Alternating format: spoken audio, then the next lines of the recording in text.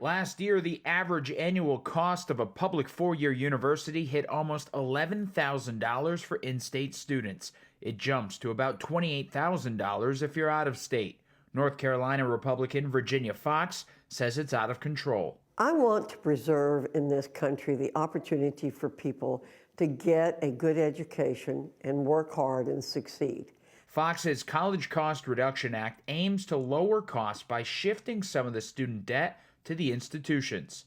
Colleges have no incentive whatsoever to hold down the cost of getting an education because Congress has appropriated more and more money and the colleges raise their tuition in accordance with that. And what we want to do is have the colleges have skin in the game. The bill would lower how much students could borrow on the front end for school. It would also put colleges on the hook for loan repayments if a student failed to pay their debts, while also changing funding for schools based on student outcomes. Fox calls the plan better than the attempted loan cancellation by the Biden administration. The students take unsustainable debt and then they can't pay it back, and then the taxpayers go on the hook for it.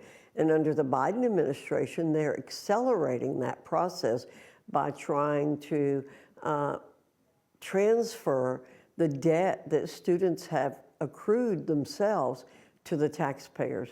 That is wrong. Some higher education groups raise concerns that schools have no control over how students perform in the labor market and shouldn't be held responsible for failed loan repayments. Democrats argue that limiting federal student loans would force students into the private student loan market.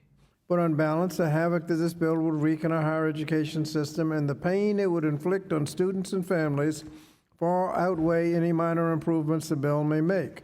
Colleges and universities don't want anything to change. They've got a gravy train right now, and they'd like everything to stay the way it is. We want them to be accountable. The House Education Committee approved the bill along party lines, and it now awaits a date on the House floor. Matt Galka, CBN News. Certainly one to watch. Gordon?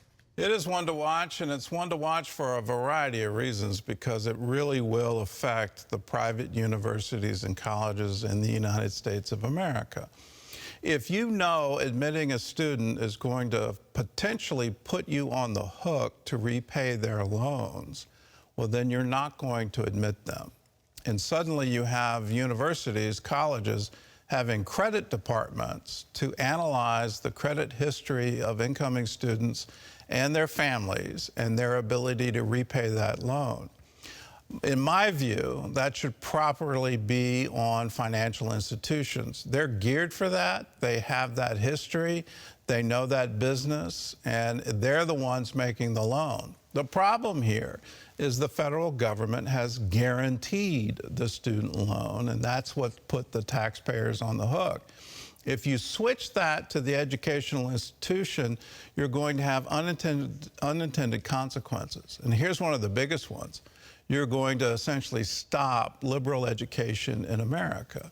Do you really want a university giving an English degree to someone and then saying, well, an English degree isn't going to get you a job in the marketplace, therefore we're not going to have English programs anymore, we're not going to have theater programs anymore, we're not going to have art programs anymore, we're not going to have philosophy programs anymore, we're not going to have ancient language programs anymore, because none of these produce income in a job market.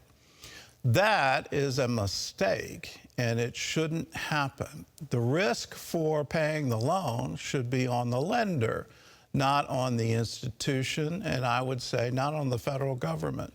The reason the price has gone up is the federal government got involved and created an incentive for loans. That in turn drove the prices up. It's a classic problem. When the government stimulates a particular activity, it throws the market out of whack. And instead of the market being based on ability to pay and tuition that can be afforded, it's based on what the federal government can afford, and that's a completely different equation.